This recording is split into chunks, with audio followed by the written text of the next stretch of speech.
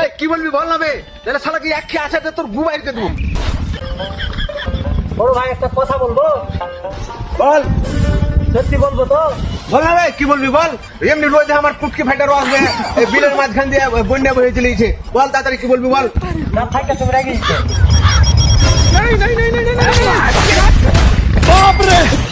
এই কি বলবি বল না বে, তাহলে শালা কি এক খেয়ে আছে তোর গু বাইরে দেবো। বল তাড়াতাড়ি।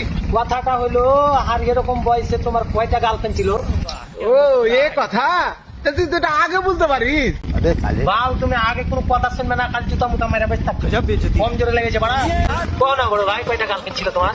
তাহলে শুন ভাই, তখনকার যুগে কোনো গার্লফ্রেন্ড টার্লফ্রেন্ড ছিল না রে ভাই। তখনকার আমি খুব ভদ্র ছেলে ছিলাম। ভদ্র? তোমার যা চরিত্র বইয়ের মতন পবিত্র। এই, কি বললি তুই, কি বললি? না সেরকম কিছু বলিনি, বলছি ভাই বলো না তোমার আমার মতন বয়সে তোমার গার্লফ্রেন্ড কয়টা ছিল?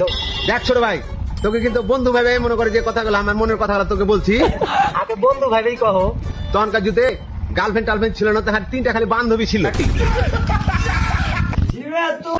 তোমাকে তো এখন আমি বন্ধুই ভাবছি, তো একটা কথা বলবো বড় ভাই। আরে ভাই তুই চিন্তা করিস না, তুই বন্ধু মনে করি বল না আমাকে। আমারও না তিনটা গার্লফ্রেন্ড আছে, ভাবছি দুটাকে বিয়ে করবো। দিবে বিয়ে? আয় আর কাছে আয়, কাছে আয়।